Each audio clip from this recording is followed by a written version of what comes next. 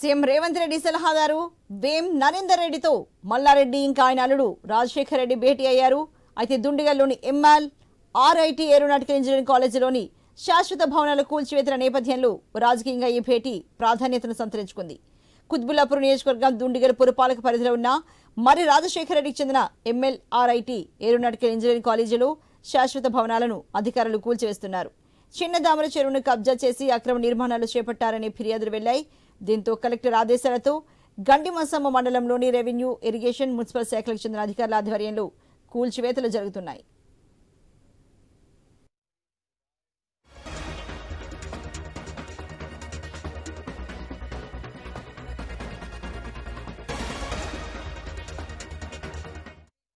దీన్ని ఆపడానికి సీఎం రేవంత్ రెడ్డి సలహాదారు వేం నరేందర్ రెడ్డితో మాజీ మంత్రి మల్లారెడ్డి ఇంకా ఆయన అల్లుడు రాజశేఖర్ రెడ్డి భేటీ అయినట్లు ప్రచారం జరుగుతోంది. ఇక ఇలా ఉంటే కాంగ్రెస్ పార్టీ అధికారంలోకి వచ్చినప్పటి నుంచి మల్లారెడ్డి పార్టీ మారబోతున్నారని, కాంగ్రెస్ కండువా కప్పుకోబోతున్నారన్నట్లుగా ప్రచారం సాగుతూనే ఉంది.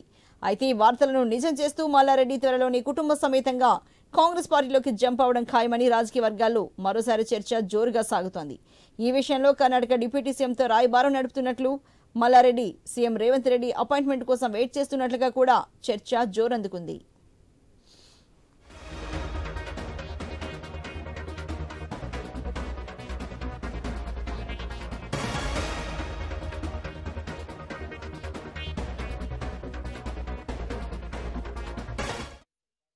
మరి సీఎం రేవంత్ రెడ్డి సలహాదారు వేం నరేందర్ రెడ్డితో మల్లారెడ్డి ఇంకా ఆయన అల్లుడు రాజశేఖర్ రెడ్డి భేటీ అయ్యారు. ఇది దుండిగల్లోని ఒక ఏరోనాటికల్ ఇంజనీరింగ్ కాలేజీలో శాశ్వత భవనాలు కూల్చివేతల నేపథ్యంలో రాజకీయంగా మరి భేటీ అయితే ప్రాధాన్యతను సంతరించుకుంది.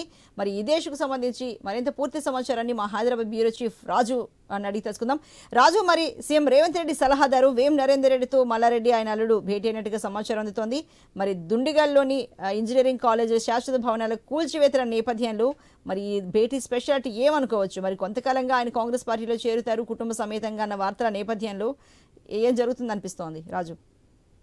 అర్చన, మొత్తానికి ఎన్నికల తర్వాత మంత్రిగా ఎన్నికల ముందు మంత్రిగా ఉండి తర్వాత మల్కాజ్గిరి నుంచి అల్లుడికి, అదేవిధంగా మేడ్చల్ నుంచి తనకి శాసనసభ సభ్యత్వాలు పెంచుకొని గెలిచినటువంటి మాజీ మంత్రి మల్లారెడ్డి గత నెల రోజులుగా పార్టీ మారుతారు అన్నటువంటి ప్రచారం అయితే ఊపందుకుంది. గతంలో అసెంబ్లీ సమావేశాల సందర్భం కూడా రేవంత్ రెడ్డి కూడా నాకు మంచి మిత్రుడే, ఎటువంటి భేదాభిప్రాయాలు లేవు, రాజకీయాల్లో అవన్నీ కూడా సహజం, గతంలో అధికార ప్రతిపక్షంలో ఉన్నప్పుడు అన్నట్టుగా ఆయన చాలా ఓపెన్ గానే మాట్లాడినటువంటి పరిస్థితి. గతంలో అధికారంలో ఉన్నప్పుడు ఈయన మంత్రిగా ఉండి అదే నియోజకవర్గానికి పార్లమెంట్ సభ్యుడిగా ఉన్నటువంటి రేవంత్ రెడ్డికి ఇద్దరికి కూడా క్షణం పడినటువంటి పరిస్థితి లేదు, ఒకరికొకరు బహిరంగ విమర్శలు కూడా చేసుకున్నటువంటి పరిస్థితి. సో అటువంటిది రాజకీయాలు ప్రస్తుతానికి కాంగ్రెస్ పార్టీ అధికారంలోకి వచ్చిన తర్వాత పరిణామాలు మారుతా ఉన్న కొద్దీ మొత్తం రాజకీయాలు కూడా మారుతున్నట్టుగా మనకు కనిపిస్తా ఉంది. హైదరాబాద్ లో చాలా మంది నేతలు కూడా క్యూ కడుతున్నారు. అందులో భాగంగా ఇప్పటికే 8 మంది, దాదాపు 7 ఎమ్మెల్యేలు రేవంత్ రెడ్డిని కలిశారు. ఇప్పుడు తాజాగా వేం నరేందర్ రెడ్డి ప్రధాన సలహాదారుడుగా ముఖ్యమంత్రికి ఉన్నారు. ఆయన ద్వారా ఇప్పుడు మల్లారెడ్డి, అదేవిధంగా ఆయన అల్లుడు మరి రాజశేఖర రెడ్డి ఇద్దరు కూడా కలుస్తున్నటువంటి పరిస్థితి. ముందుగా బీఆర్ఎస్ నుంచి వాళ్ళ భద్రారెడ్డి, మల్లారెడ్డి తనయుడికి బీఆర్ఎస్ నుంచి ఎంపీ టికెట్ ఆశించి తర్వాత మేము పోటీ చేయమని చెప్పి బహిరంగంగా చెప్పించడం జరిగింది. సో అప్పటి నుంచి వీళ్ళు పార్టీ మారుతారని చెప్పేసి గట్టిగానే విమర్శలు వస్తున్నాయి. అయినప్పటికీ వాళ్ళు మొన్న మేడిగడ్డ యాత్ర సందర్భం కూడా తమ పార్టీ మారేది లేదు, కేసీఆర్ ని విమర్శించేది లేదని చెప్పారు.